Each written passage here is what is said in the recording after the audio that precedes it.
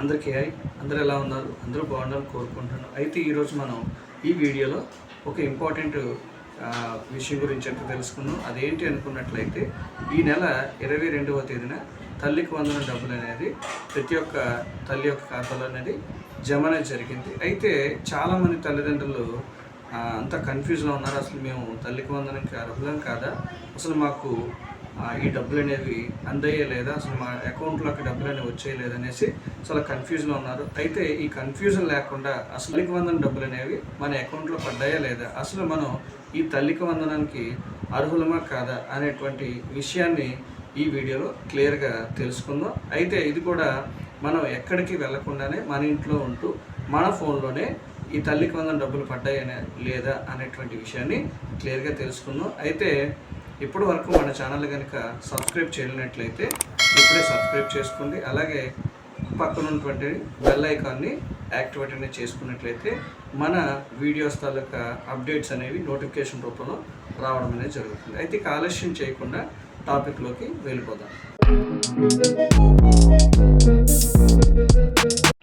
అయితే ముందుగా మొబైల్లో ఈ నెంబర్ని సేవ్ చేసుకోవాల్సి ఉంటుంది.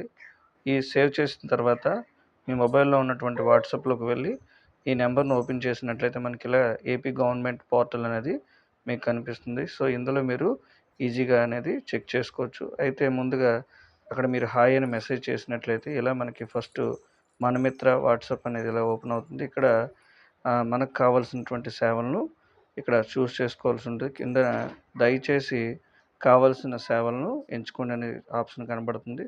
సో దాన్ని ఇలా క్లిక్ చేసినట్లయితే మనకి ఇక్కడ వివిధ రకాలైనటువంటి సేవలు అనేది కనిపిస్తూ ఉంటాయి.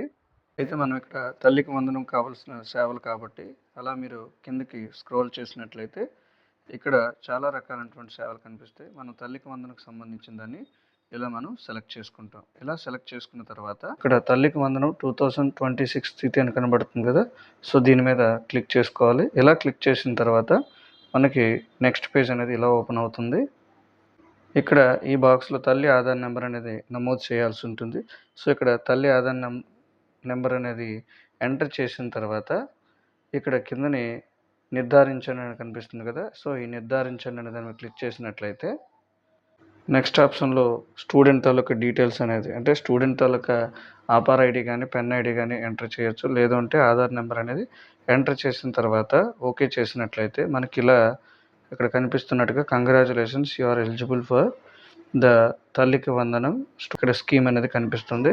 ఇక్కడ ఏ స్టేట్ వైజ్ ఎలా వస్తుంది, అలాగే మనకి సెంట్రల్ వైజ్గా ఎంత అమౌంట్ అనేది ఇస్తారో ఇక్కడ క్లియర్గా ఇవ్వడం అనేది జరుగుతుంది. సో ఈ విధంగా సెలెక్ట్ అయిన స్టూడెంట్స్కి అయితే ఈ విధంగా మనకి మెసేజ్ అనేది చూపించడం అనేది జరుగుతుంది. ఇన్ కేసు సెలెక్ట్ కాలేదు అనుకున్నట్లయితే ఇక్కడ you are not eligible for తల్లికి వందనం అని మనకి మెసేజ్ అనేది ఇక్కడ షో చేయడం జరుగుతుంది.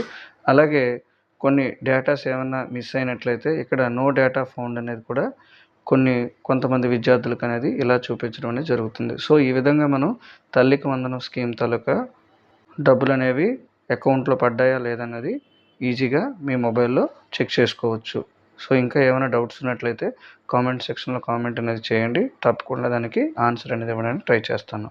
అదేవిధంగా తల్లికి వందనం అనేది రిజెక్ట్ అయినట్లయితే అసలు ఏ కారణాల చేత రిజెక్ట్ అయ్యేటువంటి ఛాన్సెస్ ఉన్నాయో నేను మరొక వీడియోలో చేయడం అనేది జరిగింది. మీరు ఆ వీడియోలోకి వెళ్ళి వివరంగా తెలుసుకోవచ్చు. అయితే ఈ వీడియో కనుక మీకు నచ్చినట్లయితే తప్పకుండా లైక్ చేయండి, అలాగే షేర్ చేయండి. Thank you for watching.